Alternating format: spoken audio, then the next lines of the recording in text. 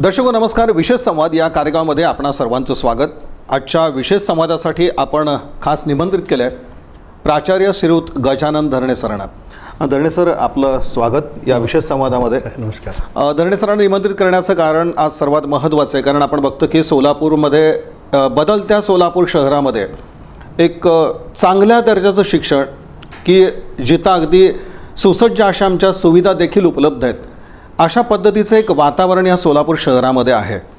मी कालपर्वापर्यंत आम्हाला या चांगल्या दर्जा शिक्षणासाठी कुठेतरी इतर शहरांवरती अवलंबून राहावं लागत होतं. मात्र आता सोलापुरामध्ये विविध शाखांचा जो अभ्यासक्रम आहे तर त्याच्या एक चांगल्या सुविधा सोलापुरात मिळत आहेत आणि त्यामध्ये आमचा पॉलिटेक्निकसारखा एक विषय देखील येतो.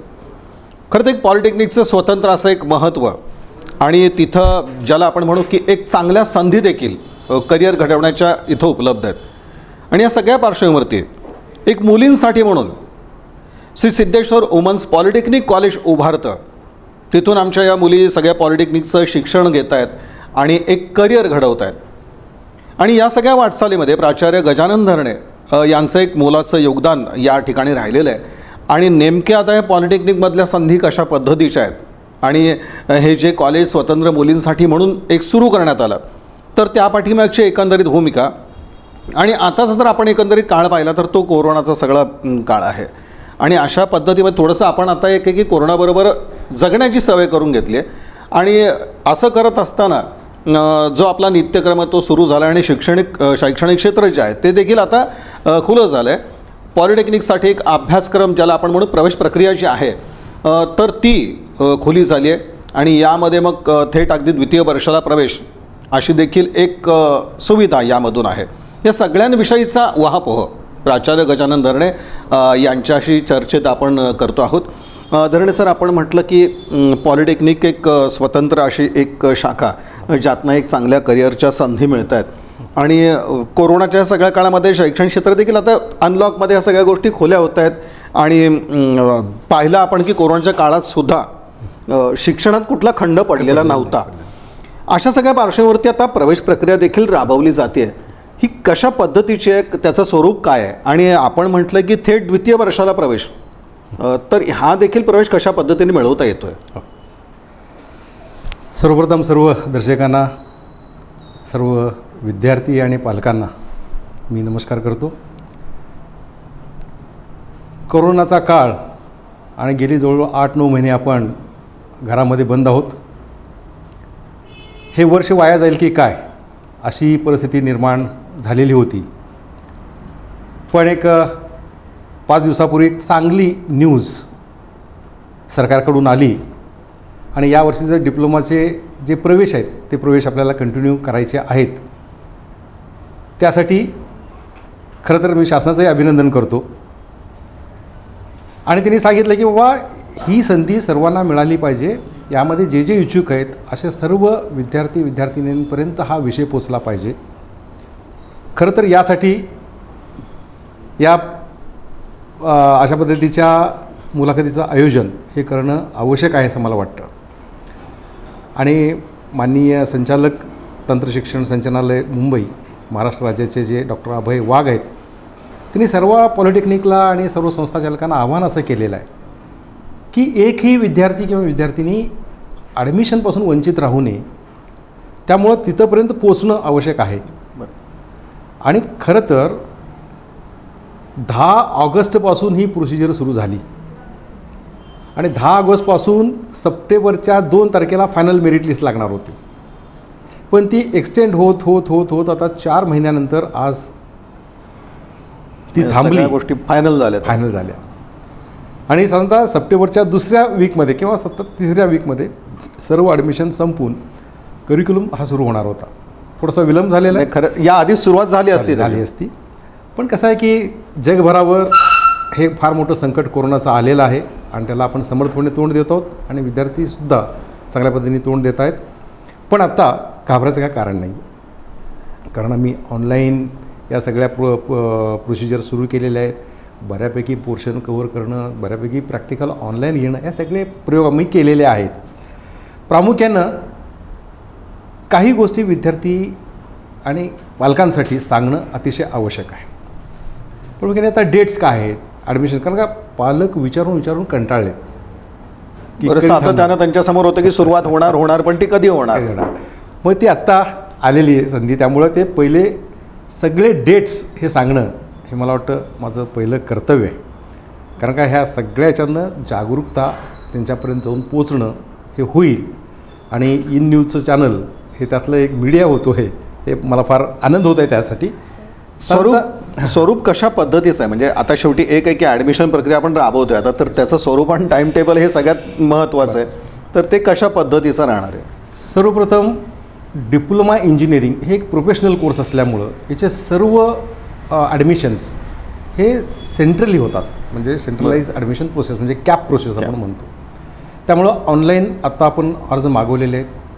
5 डिसेंबरपर्यंत ऑनलाईन अर्ज मागवण्याची डेट वाढत इथंपर्यंत आली होती. आणि आत्ता 7 तारखेला म्हणजे आज प्रोव्हिजनल मेरिट लिस्ट लागेल. एक 3-4 दिवस ग्रीव्हन्सेस, म्हणजे माझे हे मार्क नाहीत, माझे मार्क चुकलेले आहेत, माझे कास्ट चुकलेलं आहे वगैरे वगैरे, यासाठी एक प्रोव्हिजनल मेरिट लिस्ट लावतात. ती मेरिट लिस्ट आज संध्याकाळपर्यंत लागेल. त्यानंतर 12 तारखेला फायनल मेरिट लिस्ट लागेल. पण सर्व पालकांना आणि विद्यार्थ्यांना याविषयी थोडंसं मी सांगू इच्छितो की फायनल मेरिट लिस्ट लागल्यानंतर ऑप्शन फॉर्म भरायचा पर्याय असायचा, पण यावर्षी त्यांनी ती 12 तारखेला सुरू केलेली आहे. त्यामुळं हा बदल अतिशय महत्त्वाचा आहे आणि सर्व पालकांनी याकडं आवर्जून लक्ष दिलं पाहिजे, असं एक माझं म्हणणं यामध्ये आहे. साधारणतः 11 तारखेपासून ते 12/12 ते 14/12पर्यंत ऑनलाईन फॉर्म ऑप्शन फॉर्म भरणं हे आता करायचं आहे. 14 डिसेंबरपर्यंत. हां, 12, 13 आणि 14 हे 3च दिवस आहेत आणि 3 दिवस अतिशय महत्त्वाचे आहेत. मला वाटतं सर्व पालकांनी याकडं थोडंसं लक्ष द्यावं आणि आपल्या पाल्यांना त्या कॉलेजेसमध्ये किंवा ऑनलाईन ऑप्शन फॉर्म भरण्याची व्यवस्था महाराष्ट्र सरकारने केलेली आहे, त्याचा फायदा घ्यावा. एकदा का 14 तारखेपर्यंत तुम्ही फॉर्म भरला नाही तर पहिल्या राऊंडला आपल्याला येता येणार नाही आणि अगोदरच बराच उशीर झालेला आहे.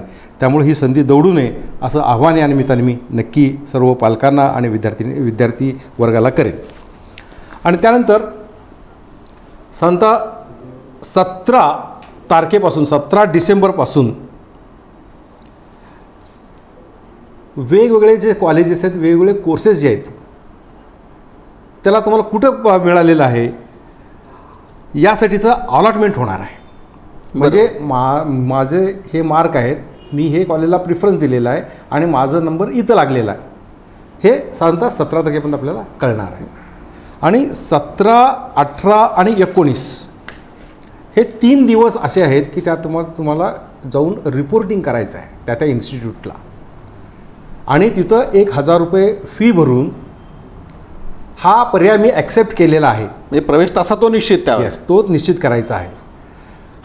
यामध्ये आपल्याला यायचं नसेल तर तुम्ही ऑनलाईन करू शकता आणि पेमेंटसुद्धा आपल्याला ऑनलाईनच करायचं आहे. या सगळ्या गोष्टी 17 ते 19 यामध्ये आपल्याला करायचे. अगदी कॉलेजपर्यंत नाही आला, ऑनलाईन पद्धतीने तुम्ही ते फीस भरू शकता आणि त्या कॉलेजशी संपर्क देखील तुम्ही साधू शकता. अशा पद्धतीची सोय महाराष्ट्र गव्हर्नमेंटनी केलेली असल्यामुळे त्याचा फायदा आपण सगळ्यांनी घ्यावा असं मी नक्की या निमित्ताने आवाहन करेन.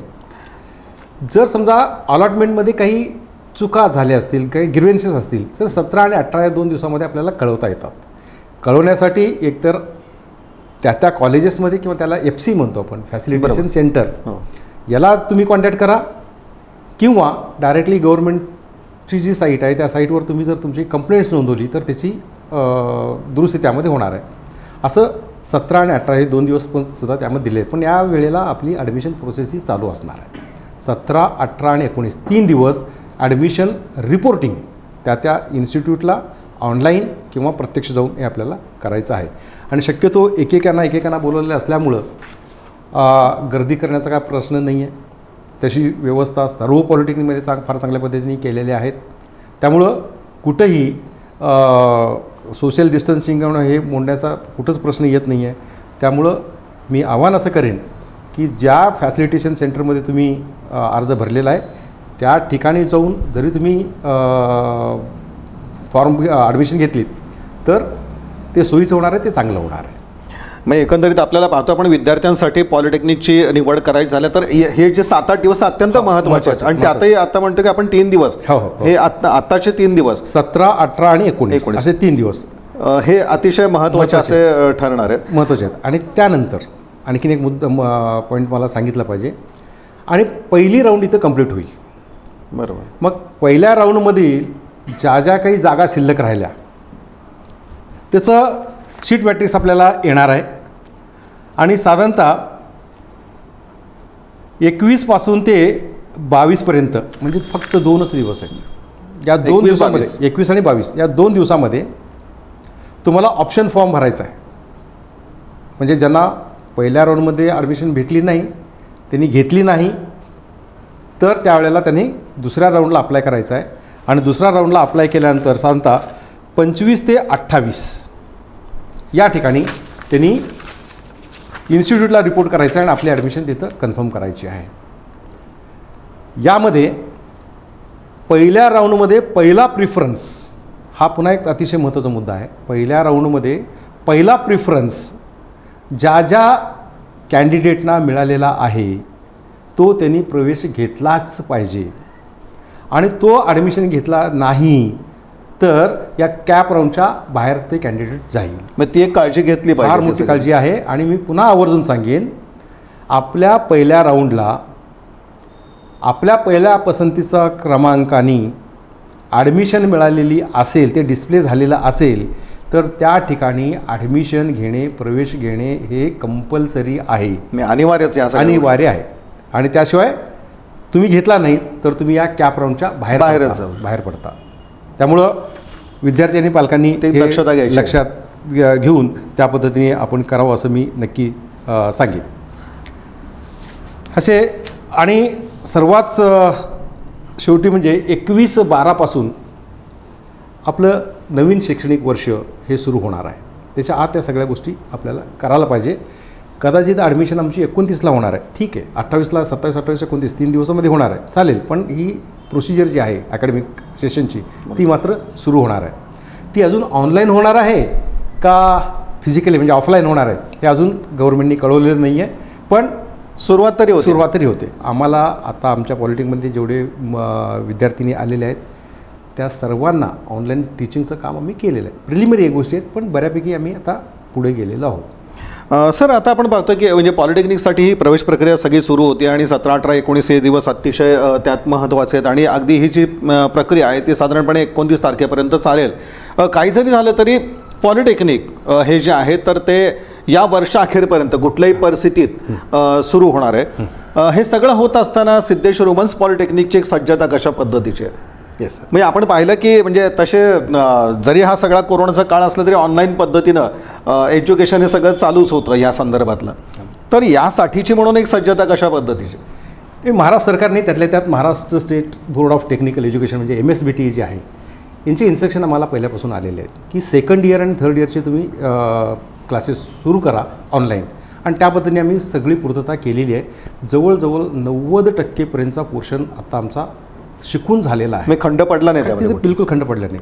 फक्त फर्स्ट इयरच्या विद्यार्थ्यांसाठी मात्र प्रवेशच दिले गेले नाही, त्यामुळे थोडंसं थांबलेलं आहे. पण तरीसुद्धा आम्ही स्पेसिफिकली काही विद्यार्थ्यांना विचारलं की बा इथंच घ्यायचं ॲडमिशन असेल तर तुम्ही एनरोल करा असं म्हटल्यानंतर जवळजवळ 200-250 लोकांनी आमच्याकडे एनरोल केलं आणि त्यांचे क्लासेस आम्ही रिव्हिजन म्हणा हे आम्ही सुरू केलेले आहेत. हे सुरू करण्याचं कारण साहेब मी तुम्हाला सांगतो, या करोना काळामध्ये घरात राहून एक प्रकारचं मानसिक दडपण या सर्व विद्यार्थ्यांवर आलेलं आहे. त्यामुळे एक चिडचिडपणा म्हणा किंवा त्याच्यावर थोडासा सायकॉलॉजिकल परिणाम जो होतो तो आपल्याला अवॉइड करायचा असेल तर आपल्याला जे करावं लागतं ते आपण केलं पाहिजे. या मताचा मी असल्यामुळं आम्ही ह्या सगळे प्रोसिजर सुरू केलेले आणि आमच्या स्टाफनी इतक्या चांगल्या पद्धतीने या गोष्टी या कॅन्डिडेटपर्यंत पोहोचवल्या. त्यामुळं ते कॅन्डिडेटसुद्धा वेगवेगळे विषय हे शिकवणं थोडंसं चालू झालेलं आहे. कदाचित सेशन सुरू झाल्यानंतर आम्हाला पुन्हा सगळ्या गोष्टी घ्याव्या लागतील, पण तो वेळेपर्यंत आम्ही एंगेज करून ठेवण्याचं त्यांना प्रयत्न केलेला आहे. कारण तो सगळ्यात भाग महत्त्वाचा होता, फार महत्त्वाचा होता आणि तो त्यात बऱ्यापैकी आम्ही यशस्वी झालो आहोत असं म्हणायला काय हरकत नाही. सर, आपण एक चर्चेमध्ये एक राहिला विषय की थेट द्वितीय वर्षाला प्रवेश. तर हे देखील एक कशा पद्धतीने आपण करतो आहोत? बरं, प्रथम वर्ष झाल्यानंतर द्वितीय वर्षाला ही ॲडमिशन मिळते आणि ही सुविधा देखील आपल्या पॉलिटेक्निक. हां, त्यामध्ये कसं आहे की डायरेक्टली सेकंड इयरला येणाऱ्या विद्यार्थ्यांसाठी 10% जागा रिझर्व आहेत आणि पहिल्या वर्षी न भरलेल्या जागासुद्धा इथं भरण्याची एक तिथं मोकळ्या जागा भरण्याची आम्हाला परवानगी आहे. आत्ता डायरेक्टली सेकंड इयरला ॲडमिशन घेण्यासाठी त्याचे एक वेगवेगळे क्रायटेरिया आहेत. म्हणजे 12वी सायन्स झालेलं आहे पण इंजिनिअरिंगला जाऊ शकत नाही, असे कॅन्डिडेट हे पॉलिटेक्निकला येऊ शकतात. हा एक भाग झाला. ज्यांना 50%पेक्षा मार्क कमी होते ते आमच्याकडे यायचे. यावर्षी सरकारने तो नियम बदलला, ते आता 45% केलेलं आहे. त्यामुळे आता 45%पेक्षा ज्यांना मार्क कमी आहेत ते आमच्याकडं ॲडमिशन घेऊ शकतात. दुसरं म्हणजे ITI केलेलं आहे, ITI चांगल्या मार्काने पास झालेलं आहे, तर त्या विद्यार्थ्यांना किंवा विद्यार्थ्यांना पॉलिटेक्निकमध्ये ॲडमिशन मिळतं, प्रवेश मिळतो डायरेक्ट सेकंड इयरला. याबरोबरनं MCVC म्हणजे मिनिमम कॉम्पिटन्सी व्होकेशनल कोर्स नावाचं एक सेंट्रल गव्हर्नमेंटने सुरू केलेली ही एक योजना आहे. या योजनेमध्ये चांगले जर मार्क मिळाले तर त्या विद्यार्थ्यांनासुद्धा या ठिकाणी आपल्याला डायरेक्टली सेकंड इयरला ॲडमिशन घेता येतं. अशी 12वी टेक्निकल, 12वी व्होकेशनल, ITI अशा सर्व विद्यार्थ्यांना, इव्हन BSc झाल्यानंतरसुद्धा डायरेक्टली सेकंड इयरला ॲडमिशन मिळते. या सर्व विद्यार्थ्यांना ही मुभा आता उपलब्ध झालेली आहे. आणि मागचा जो शेड्यूल होता तो शेड्यूल थोडासा पुढं जाऊन हे फर्स्ट इयरबरोबरच हे राबवलं जाणार आहे. त्यामुळं मी पुन्हा एकदा सर्व पालकांना आणि विद्यार्थ्यांना मी आव्हान असं करेन, फर्स्ट इयरची प्रोसिजर ज्या पद्धतीची आहे त्याच पद्धतीची प्रोसिजर ही डायरेक्ट सेकंड इयरला पण आहे. त्यामुळं पुन्हा एकदा 12, 13 आणि 14 पुढं 16, 17, 15, 16 17, 18, 19 हे 3 दिवस महत्त्वाचे आहेत. आणि पुढं 21, 22, 23 नंतर पुढं 27, 28 आणि 29 हे 3 दिवस महत्त्वाचे आहेत. 29 तारखेनंतर शक्यतो या ॲडमिशनची प्रोसिजर पूर्णपणे थांबणार आहे. सगळ्यात महत्त्वाची माहिती प्राचार्य गजानन धरणे यांनी दिली की ही ॲडमिशन प्रक्रिया कशा पद्धतीने पार पडते. मग ज्याच्यामध्ये आपण फर्स्ट इयर म्हणू किंवा ज्याला थेट प्रवेश द्वितीय वर्षासाठी हवा आहे तर त्यांच्यासाठी देखील एक ती प्रक्रिया राबवली जाते जी फर्स्ट इयरच्या बरोबरच आहे. अर्थात त्याच पद्धतीने ही प्रक्रिया राबवली जाते, हे सगळ्यात महत्त्वाचं आहे. आता आणखीन एक यातला भाग ज्याचा आपण अगदी इथं उल्लेख आपल्याला सगळ्यात महत्त्वाचा करावा लागेल की फक्त मुलींसाठी म्हणून Shri Siddheshwar women's polytechnic college हे उपलब्ध झालं आणि आपण पाहतोय की एक चांगल्या पद्धतीनं त्याला प्रतिसाद विद्यार्थिनींचा मिळतो आहे, एक चांगलं करिअर आणि याचबरोबर एक चांगल्या सुविधा या महाविद्यालयातून आपल्याला दिसत आहेत. सर, ही जी कन्सेप्ट होती तर ती कशा पद्धतीने आली? म्हणजे शेवटी एक उद्देश आपल्या डोळ्यासमोर असतो की केवळ मुलींसाठी म्हणून एखादं महाविद्यालय सुरू करणं. या पाठीमागची भूमिका कशा पद्धतीची तुम्ही पाहिलेली आहे? नक्की, हे सांगायला मला नक्की आवडेल. सोलापूर हे मोठं शहर जरी असलं तर अनेक जाती पंथ धर्माचे लोक आपल्याकडे राहतात. इथली जी संस्कृती आहे ती अजूनही एकदम ज्याला फॉरवर्ड म्हणू आपण पुणे मुंबईसारखी अशी नाही आहे. को एज्युकेशनपेक्षा एक वेगळी मुलींची शाळा, वेगळ्या मुलींचं कॉलेज, वेगळ्या मुलींचं पॉलिटेक्निक हे असेल तर त्या ठिकाणी प्रवेश घेण्यासाठी पालक इच्छुक असतात. आणि हे ओळखलं ते कैलासवासी आप्पासाहेब काडादीने. आणि स्त्री शिक्षणाशिवाय कुटुंबाची प्रगती होऊच शकत नाही हे त्यांनी जाणलं आणि म्हणून कन्या प्रशालेची स्थापना, त्याच्यानंतर होम सायन्स कॉलेज काढलं, नर्सिंगचं कॉलेज काढलं आणि त्याबरोबर पॉलिटेक्निक हे काढलेलं आहे. आणि मुलगी शिकली तर पूर्ण कुटुंब हे शिक्षित होतं, सुशिक्षित होतं आणि चांगल्या पद्धतीने घरामध्ये संस्कार येतात, हा त्यांचा अनुभव आहे. आणि त्यामुळं ते अशा पद्धतीची वेगळी सोय इथल्या विद्यार्थ्यांसाठी केली पाहिजे. कारण इथली जी मानसिकता आहे ती मानसिकता अजूनही बदलण्यासाठी काही काळ जाईल. अधिक मोकळेपणाने त्या शिक्षण घेऊ शकतात. आणि म्हणून हे पॉलिटेक्निकची सुरुवात झाली.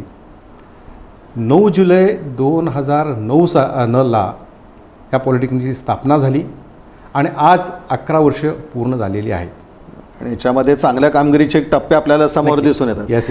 सर, NBA मानांकन असलेलं कॉलेज आणि त्यातनंही मग ह्या विद्यार्थिनी जर इथून पदवी घेत असतील तर याचा एक फायदा कशा पद्धतीनं या विद्यार्थिनींना होतो त्यांचं करिअर घडवण्यासाठी म्हणा किंवा ज्या संधी त्यांना भविष्यात मिळणार आहेत तर त्याच्यामध्ये मग याचा उपयोग कशा पद्धतीने होतो ज्याला प्लस पॉईंट पण हवा. मला नक्कीच या ठिकाणी कैलासवासी मेघराजजी काडादी यांच्या नावाचा उल्लेख करावा लागेल कारण त्यांचं क्वालिटी एज्युकेशनवर फार भर होता. त्याचबरोबर त्यावेळचे सेक्रेटरी श्रीयुत कारभारी साहेब यांचाही अट्टास की क्वालिटी एज्युकेशनचा होता. आणि आत्ता असलेले अध्यक्ष धर्मराजजी काडादी यांचा तर क्वालिटी एज्युकेशनवर फार मोठा भर आहे.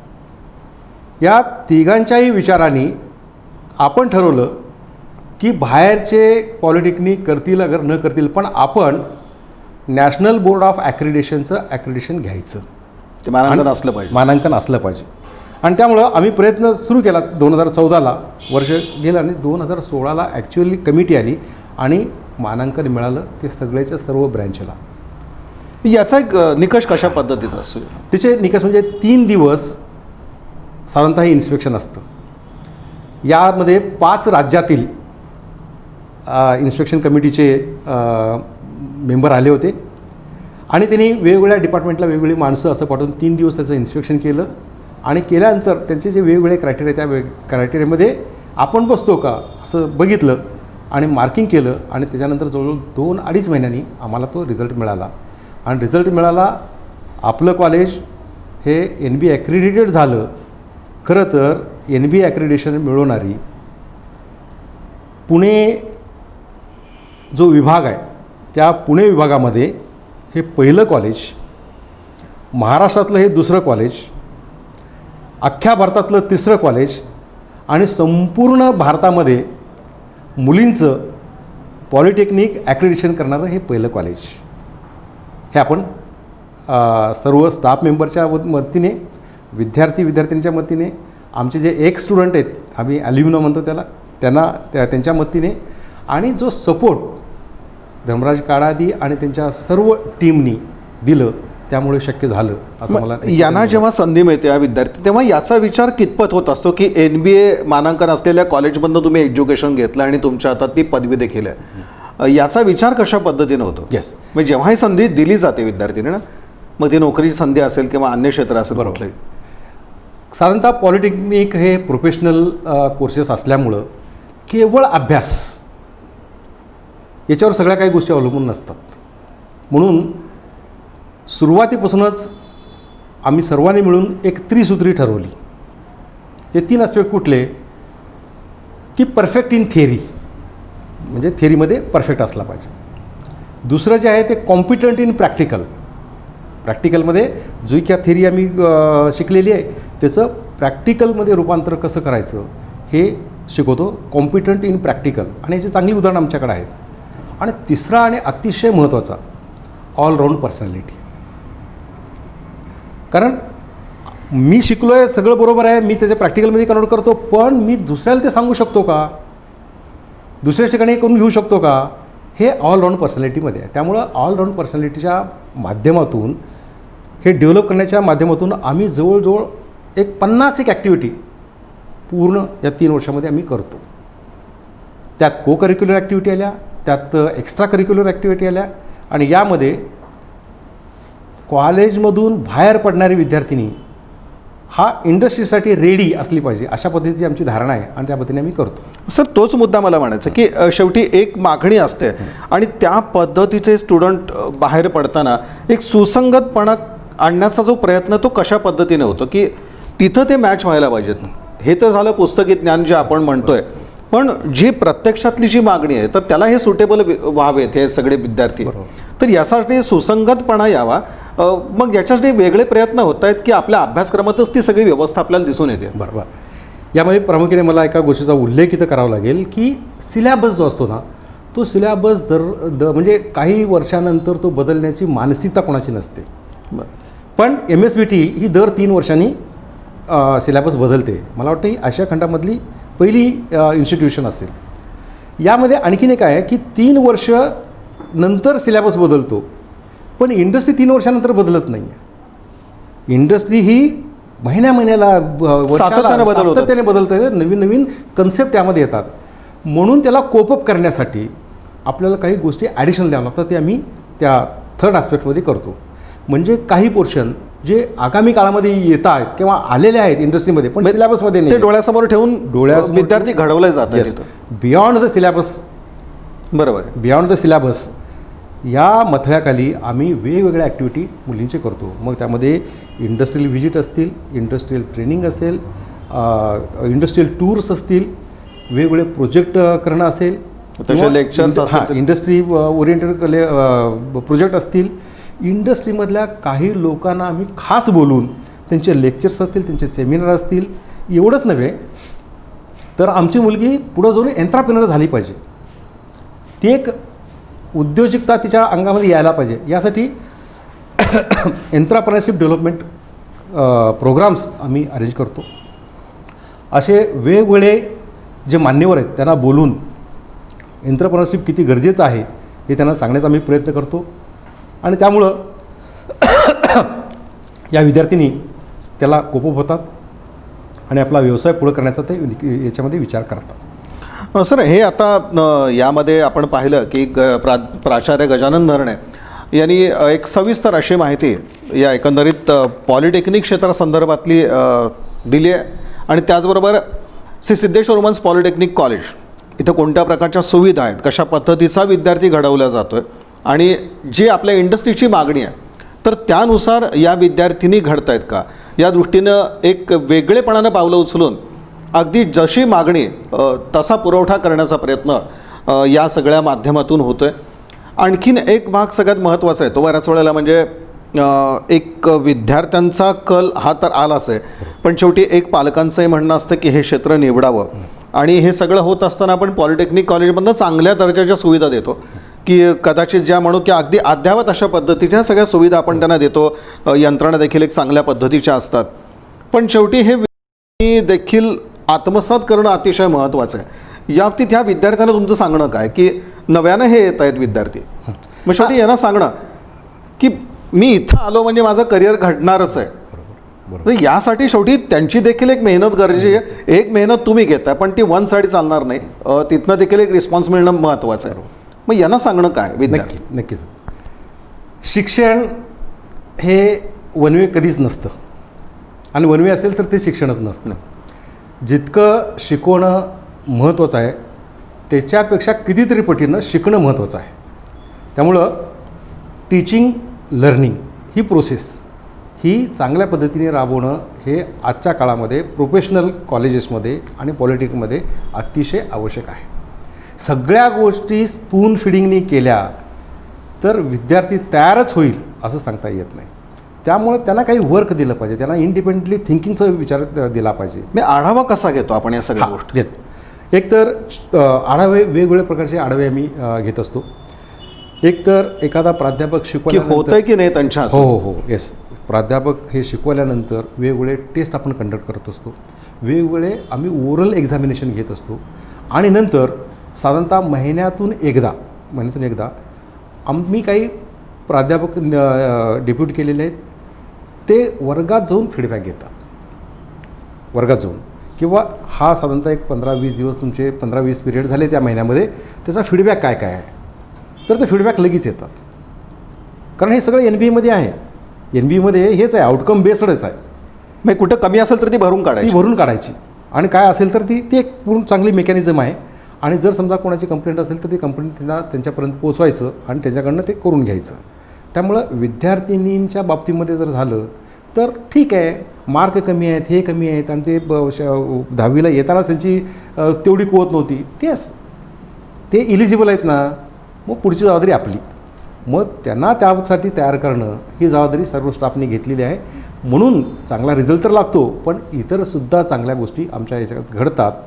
म्हणजे आता कदाचित प्लेसमेंटच्या बाबतीत असेल किंवा असेल, आज आमच्याकडे इलेक्ट्रॉनिक्स किंवा याच्यामध्ये बाहेरनं मागणी आहे, पण आम्ही आता पुरवू शकत नाही कारण सगळ्या मुली आमच्याकडच्या जवळजवळ प्लेस झालेल्या आहेत.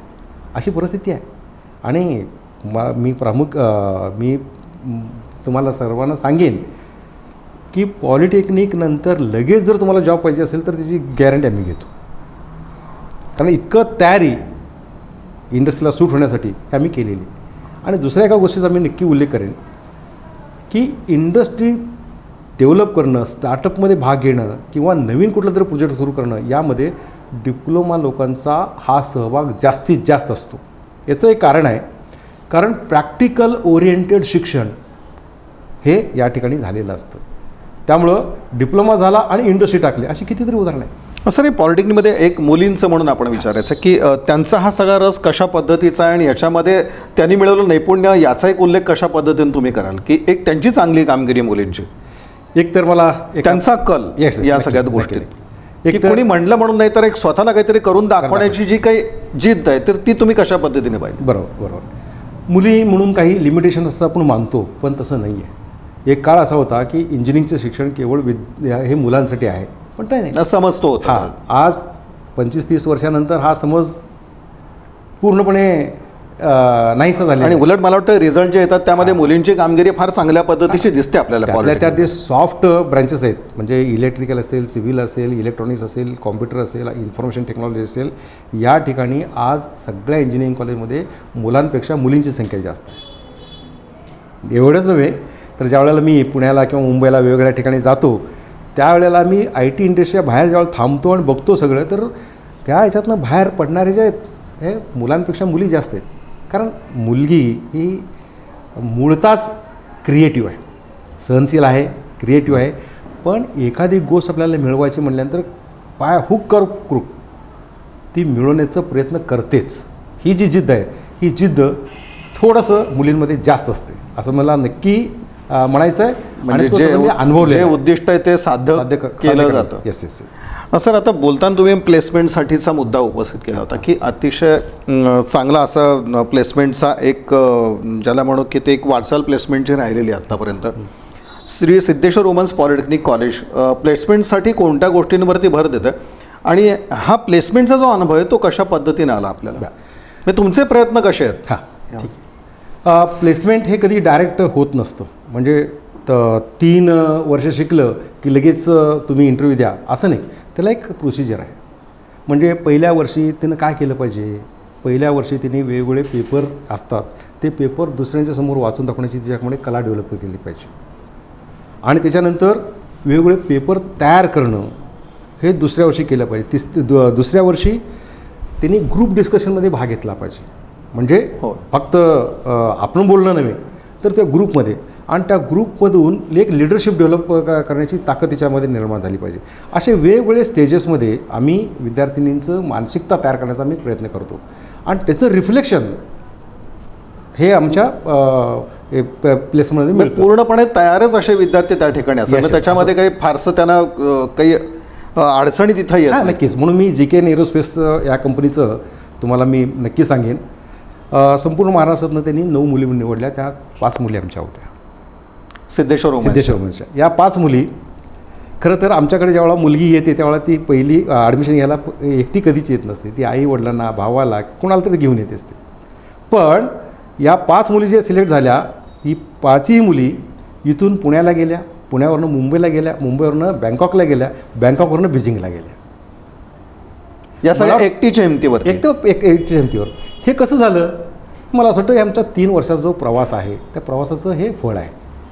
आणि म्हणून त्यात चांगल्या ठिकाणी त्यात चीनमध्ये जवळजवळ 3 आठवड्याचं ट्रेनिंग घेतले. त्या ट्रेनिंगमध्ये सुद्धा त्यांनी मेरिट मिळवलं, आणि आज त्यातल्या काही मुली हे बेस्ट एम्प्लॉई म्हणून आज JKN एरोस्पेसमध्ये त्यांनी प्राइजेस मिळवलेले आहे.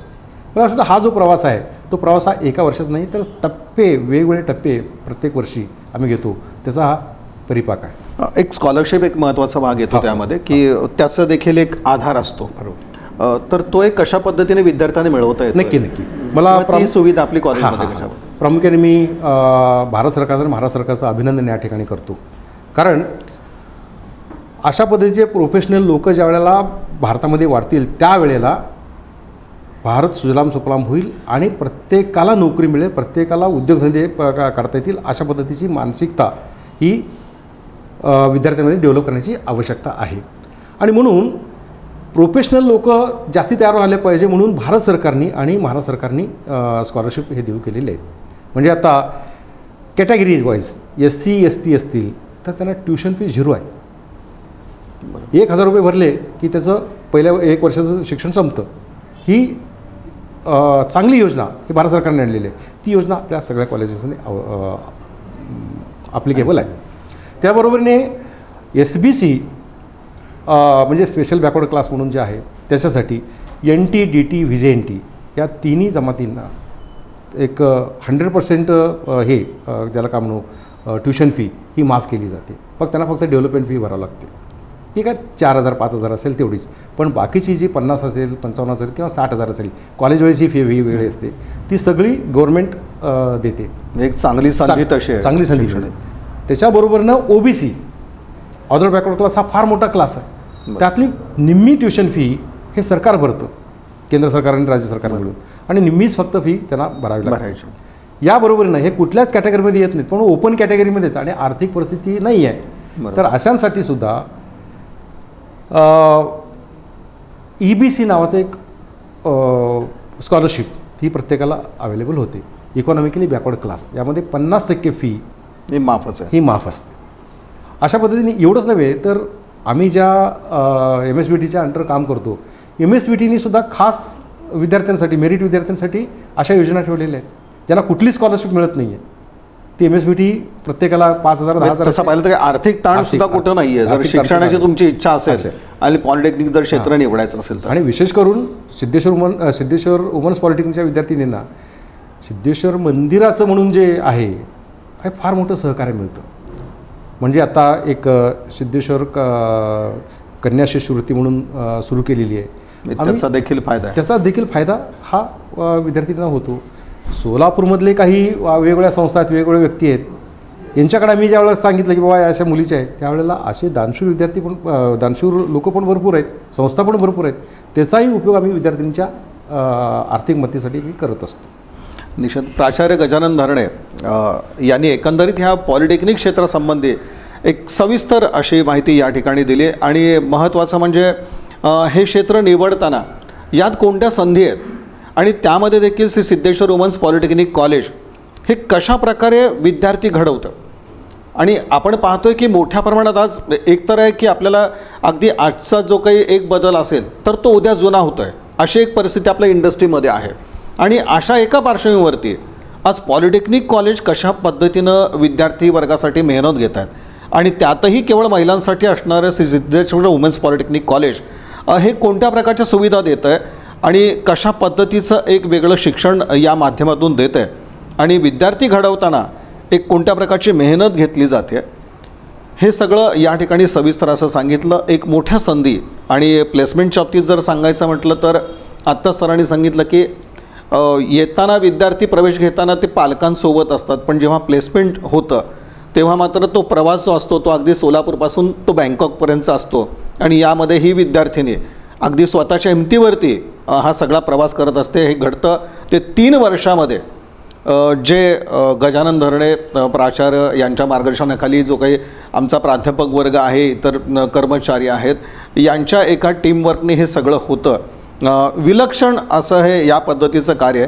आणि शेवटी जर पॉलिटेक्निक क्षेत्र आपल्याला निवडायचं असेल तर त्याची एक प्रवेश प्रक्रिया आता सगळी सुरू होती आहे. आणि त्यातनंही हे क्षेत्र कशा प्रकारे उपयुक्त आहे तुमच्या भवितव्यासाठी या संदर्भात प्राचार्य गजानन धरणे सरांनी सविस्तर अशी माहिती दिली.